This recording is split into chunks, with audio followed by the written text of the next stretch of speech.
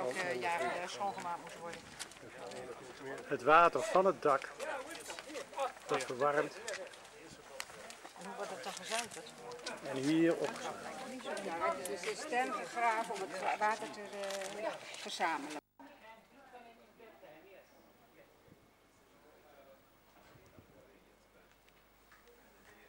In 1991 is eigenlijk de strijd begonnen om die familie Lamp eigenlijk is en het gaat tot de dag van vandaag door.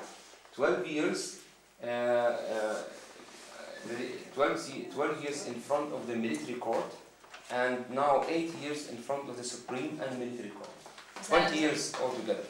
We staan dus net al 12 jaar onder toezicht van, bij het militaire gerechtshof. En ook 8 jaar bij het Hooggerechtshof zijn we al bezig. With a financial burden of $140,000. Dit heeft ons in totaal $150.000 gekost. So they tried to take it legally, but it didn't work. Israël heeft dus geprobeerd om op legale wijze het land in bezit te nemen, maar dat is niet gelukt. Then they started to put pressure on us through the settlers. Toen ze door de aanwezigheid van de settlers geprobeerd hebben om druk op ons uit te oefenen. So Israeli settlers came here and started uprooting trees, damaging our water tank, threatening us with guns. Er zijn dus settlers gekomen die hier eigenlijk hun hebben lastiggevallen door de waterbronnen te beschadigen, door te bedreigen met geweren, door bomen te vernietigen, dat soort dingen. And they tried 3 times to build a road on our property in order to establish a settlement. 3 keer hebben ze geprobeerd een weg te bouwen op het terrein van familie Nassar om een nederzetting te stichten. They did it in the 90s and the last time they came in 2002 with big machines. Ze hebben dat in de jaren 90 geprobeerd en voor de laatste keer in 2002. And they started working, opening a road in order to establish a settlement. En ze begonnen te bouwen aan de weg om hier een woning te bouwen. We managed to stop that road by court order after 3 days. En na 3 dagen is het ons gelukt om via rechtswegen eigenlijk deze bouwen te stoppen. And the settlers, because we stopped them, they were very aggressive and they damaged 250 olive trees from our property. De settlers werden hier erg agressief van en ze hebben toen 250 olijfbomen op ons gebied vernietigd. An olive tree is a sign of hope and of hope for a better future and hope for peace. And if you damage an olive tree, that means you are damaging the hope for peace. Een olijfboom is een teken van hoop en een teken van vrede. En door deze olijfbomen te vernietigen, hebben ze eigenlijk tekenen van hoop en vrede in dit land vernietigd. 3 weeks later, I received an email from England. Na 3 weken kreeg ik een e-mail uit Engeland. From a Jewish organization called European Jews for Just Peace in Palestine. En het was een e-mail van een organisatie, European Jews for Justice and Peace in Palestine, dat betekent Europese Joden voor gerechtigheid en vrede in Palestina. And they heard about us and they sponsored us with 250 olive trees. Ze hadden over ons verhaal gehoord en ze hebben ons gesponsord met 250 nieuwe olijfbomen. And they came and planted them. Ze zijn zelf gekomen en ze hebben de olijfbomen hier geplant. It was a sign of hope and solidarity. Het was voor ons een teken van hoop en solidariteit. And last year I was on a speaking tour in the US. Afgelopen jaar ben ik op een reis geweest door de Verenigde Staten om te spreken. And for the first time I was able to speak in a Jewish synagogue in Philadelphia. En voor de eerste keer was ik uitgenodigd om te spreken in de Joodse synagoge in Philadelphia. And the community there, they sponsored hundreds of trees and we will plant them beginning of January. En de gemeenschap daar heeft 100 olijfbomen gesponsord, daar hebben ze in januari geplant. And the idea is when you see this happening, you feel there is still hope for a better future. En dat geeft ons hoop dat er nog een nieuwe toekomst mogelijk is. With a group. Dus deze vrouw kwam en ze kwam met een groep.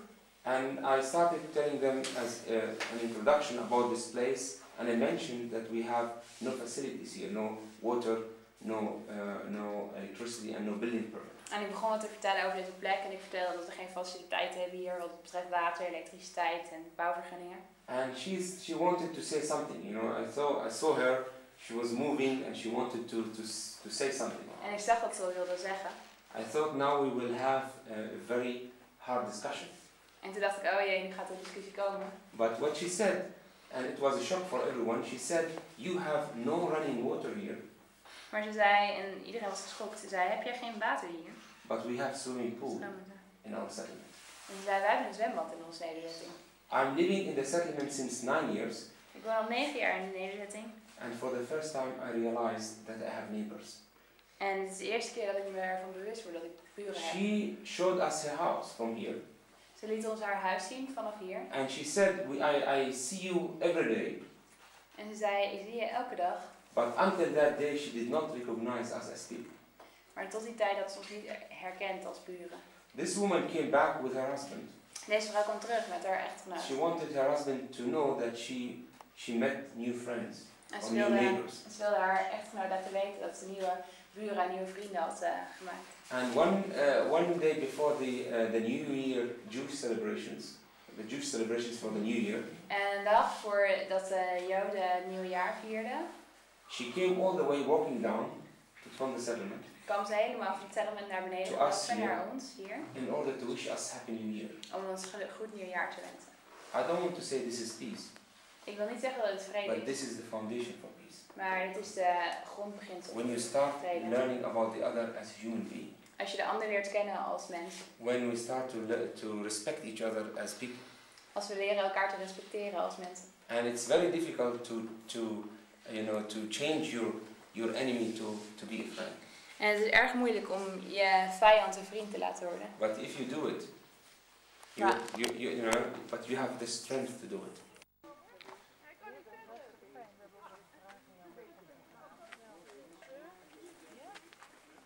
En een nieuwe waterput wordt gemaakt.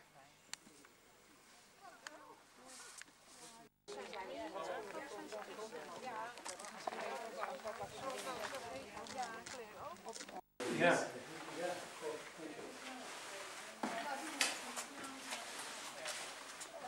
Kippen voor de oom en naar boven.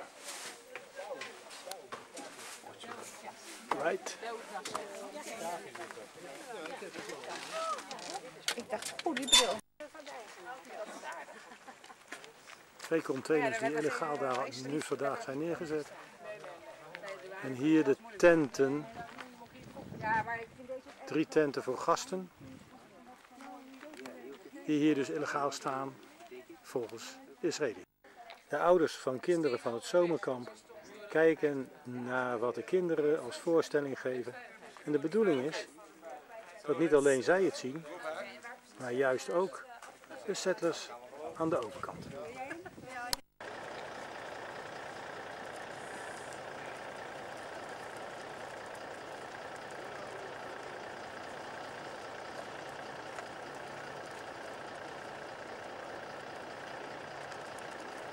Ja, die ga je.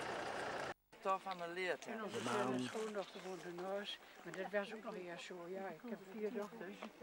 En nou ja, hoe die samen... En de zon.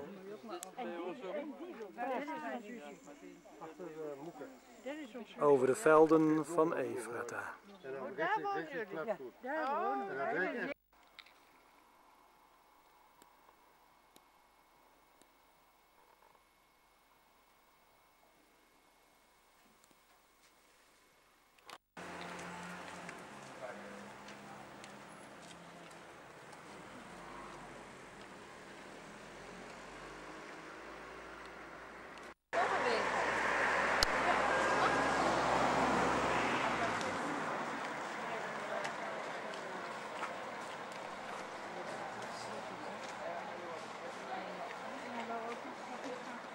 En ze hebben dit gedeelte en krijgen nog het rechte gedeelte.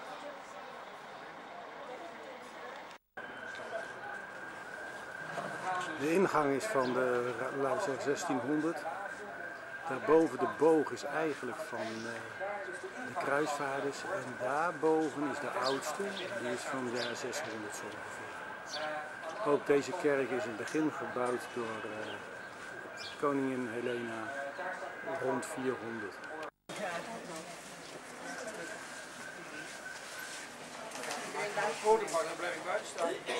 Wil je dat iedereen voor de buis gaat?